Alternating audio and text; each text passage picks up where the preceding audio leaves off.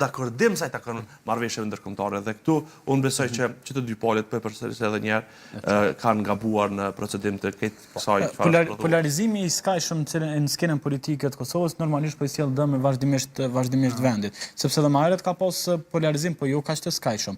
Normalisht kur ka polarizime kaq të thella, partitë mandej nuk po munden edhe nuk po arrin lidert me të kaluaj natet personale, sepse ne e dim kemi pas edhe raste të tjera kur pavarësisht polemikave dhe dallimeve janë votu marrëveshje ndërkombëtare nga gjitha subjektet politike shqiptare.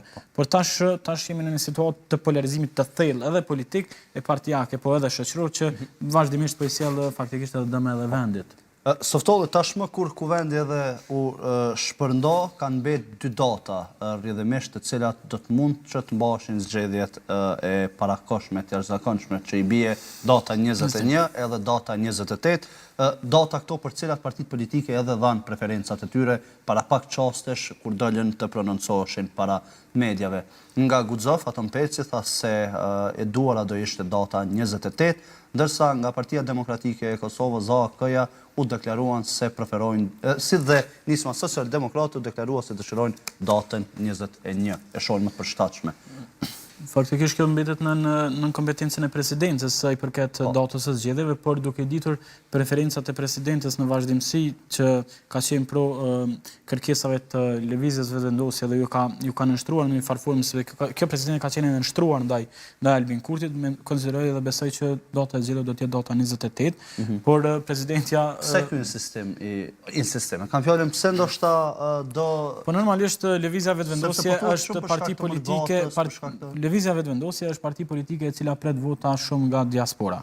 Edhe normalisht që ne gjithë e dimë dhe jetojmë në Kosovë, e dimë që pjesa dërmuese e njerëzve të diasporës vijnë afër fund vitit dhe kjo datë do t'i gjente më së shumti diasporën në Kosovë, ndonse nuk është domosdoshme as nuk është e fundit që vetëvendosja do të marrë më së shumti vota nga diaspora, por ashtu pretendon spaku lëvizja vetëvendosja dhe besoj për këtë arsye ata e insistojnë që të jetë data 28 e dhjetorit për zgjedhjet qendrore.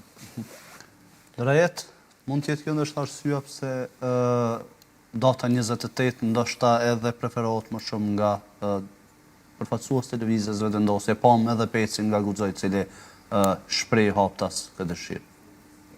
Unë besoj që ka qenë kërkesa edhe e partive tjera minoritare, shumë partive tjera minoritare që mund të jenë ndoshta më bosnjakët, po supozoj, ashkalinët, egjiptasët, e kështu me radhë, çdo parti politike aty. Dhe presidentja pastaj ulet dhe shikon ndoshta edhe nga shumë e kërkesave.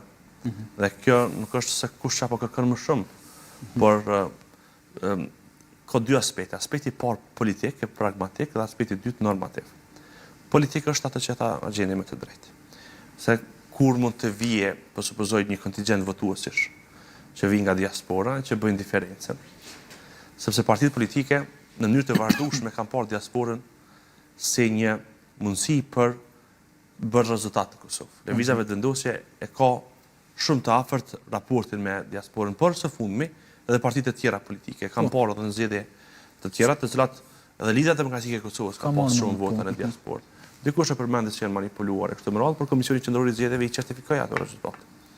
Në ndërkohë, çfarë dua të them është se ky kontingjent është kaq i rëndësishëm, sepse do të arrijë numrin e dalësve në zgjedhje.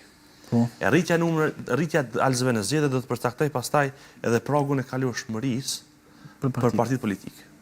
Nëse eventualisht në Kosovë dalim mbi 1 milion njerëz në zgjedhje,